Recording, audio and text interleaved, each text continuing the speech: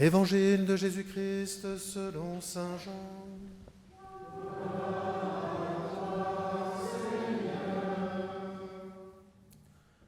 En ce temps-là, Pilate appela Jésus et lui dit : « Es-tu le roi des Juifs ?» Jésus lui demanda : « Dis-tu cela de toi-même, ou bien d'autres te l'ont dit à mon sujet ?» Pilate répondit : « Est-ce que je suis juif, moi ? Ta nation et les grands prêtres t'ont livré à moi. Qu'as-tu donc fait ?» Jésus déclara : « Ma royauté n'est pas de ce monde. Si ma royauté était de ce monde, j'aurais des gardes qui se seraient battus pour que je ne sois pas livré aux Juifs. En fait, ma royauté n'est pas d'ici. » Pilate lui dit : « Alors tu es roi ?» Jésus répondit : « C'est toi-même qui dis que je suis roi. Moi, je suis né, je suis venu dans le monde pour ceci, rendre témoignage à la vérité. Quiconque appartient à la vérité, écoute ma voix. » Acclamons la parole de Dieu.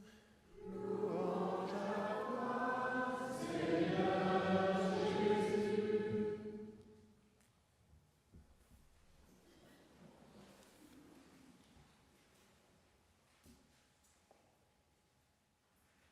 Nous avons la chance donc d'avoir parmi nous des jeunes de 5e qui étaient rassemblés en aumônerie ce matin.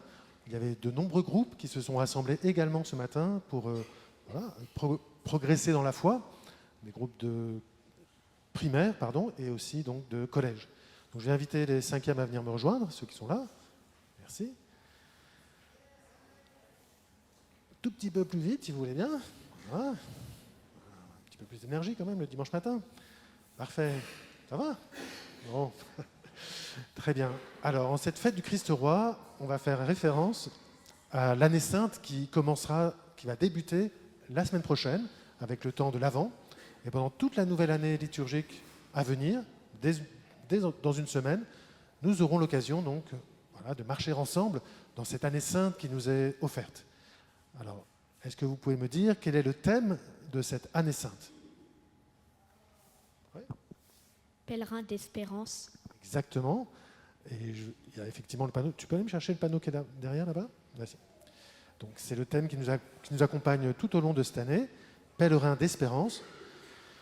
Et donc il y a un symbole qui a été choisi par notre Église. Vous allez pouvoir le décrire peut-être un petit peu, je vais le décrire peut-être rapidement, merci. Voilà, donc on les verra d'ailleurs peut-être en grand bientôt parmi nous, mais il y a 4 pèlerins, on va dire, de 4 couleurs différentes, qui cheminent vers une croix. Et cette croix, au départ, c'était même une ancre. On l'a légèrement modifiée pour notre secteur pastoral. Alors, cette ancre, qu'est-ce que ça peut symboliser ? Qu'est-ce que ça évoque pour vous, cette croix ou cette ancre ?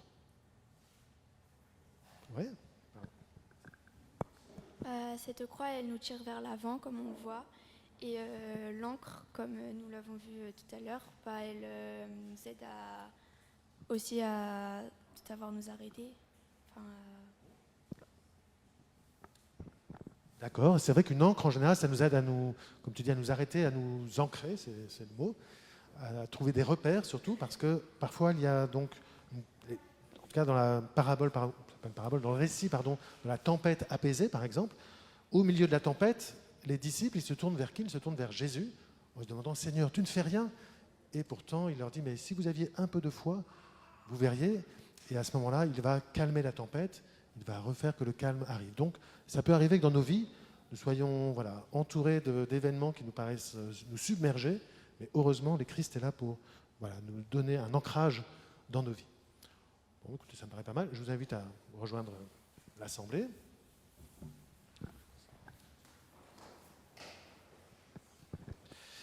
Donc, ce thème de l'espérance va nous accompagner tout au long de ces jours. Bon, d'accord, super.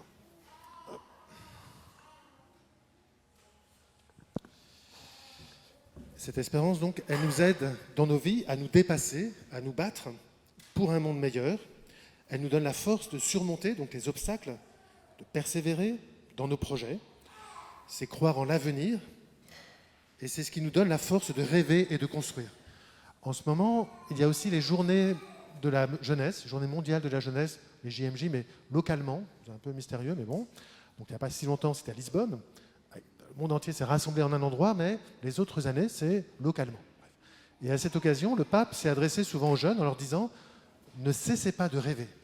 Être jeune, c'est l'âge, entre guillemets, où c'est le rêve de tous les possibles. » Il dit « Une jeunesse qui cesserait de rêver, ça serait très dangereux pour nous tous. » Donc, le pape nous dit « N'ayez pas peur de rêver à ce qui est possible. » Et cela nous donnera la force aussi, nous pousser à nous engager pour les autres. Hier après-midi, aux Ulysses, par exemple, il y avait un grand forum qui rassemblait tous les acteurs et les actrices de la solidarité sur notre secteur pastoral. Et c'était l'occasion pour notamment les confirmants de rencontrer des hommes et des femmes qui, même j'allais dire une fois adultes, ne baissent pas les bras et au contraire pensent qu'il est encore possible de changer les choses autour d'eux pour ceux et celles qui les entourent. Donc pour un monde plus juste et plus fraternel. Mais cette espérance, on pourrait se dire, oui, mais elle n'est pas le propre peut-être des chrétiens, puisque, par exemple, j'entends souvent dire que finalement, quelle différence il y aurait entre le secours populaire et le secours catholique? Du moment que c'est un secours, finalement, on pourrait se dire, est-ce que vraiment on a besoin d'insister sur l'aspect croyant, d'aider les autres? Eh bien nous, justement, tout à l'heure, au moment du credo, nous disons « je crois », et je crois que l'espérance, c'est aussi un don de Dieu. C'est Dieu qui allume en nous cette flamme, c'est pour ça que j'ai allumé le cierge pascal aujourd'hui en particulier, cette flamme dans la nuit de Pâques, au moment où la mort semble l'avoir emporté, la fatalité semble avoir gagné, eh bien c'est Dieu qui nous donne cette flamme en nous pour croire en un avenir meilleur. Et d'autre part, nous ne sommes pas seuls. Plusieurs fois, Jésus dit à ses disciples « N'ayez pas peur, je suis avec vous, prenez courage, et je serai avec vous jusqu'à la fin du monde, jusqu'à le retour du Christ en gloire. » Et donc, la particularité, la caractéristique peut-être des croyants chrétiens, c'est que nous ne sommes pas seuls, l'Esprit de Dieu nous accompagne et nous pousse vers l'avant. Et donc, même s'il y a donc, comme je l'ai dit tout à l'heure, des difficultés autour de nous, Dieu nous conduira vers le bonheur éternel.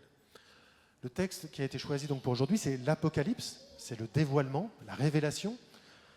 La première lecture, c'était un prophète. Et on le sait, dans la Bible, dans l'Ancien Testament, la Première Alliance, il y a de nombreux prophètes.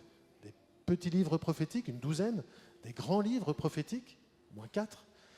Mais dans le Nouveau Testament, il n'y a plus de prophètes, il n'y a plus quasiment de prophéties, mais il y a le livre de l'Apocalypse qui, lui, quand même, nous donne aussi des visions de ce qui va advenir. Donc il y a comme un parallèle entre les prophéties de l'Ancien Testament qui se sont réalisées pour nous en Jésus-Christ et en même temps cette vision de l'avenir décrite donc avec beaucoup de symboles dans le livre de l'Apocalypse. Voilà. Alors, en conclusion...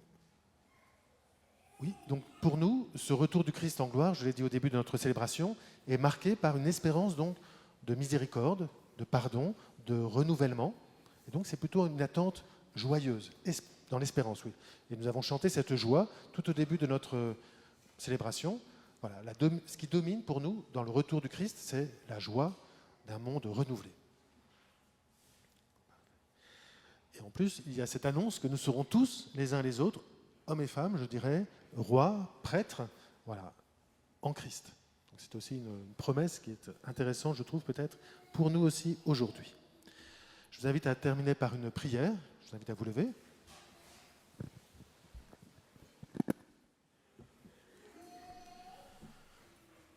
Seigneur Jésus, notre roi et notre sauveur, nous te rendons grâce pour ton règne d'amour qui s'étend sur toute la création.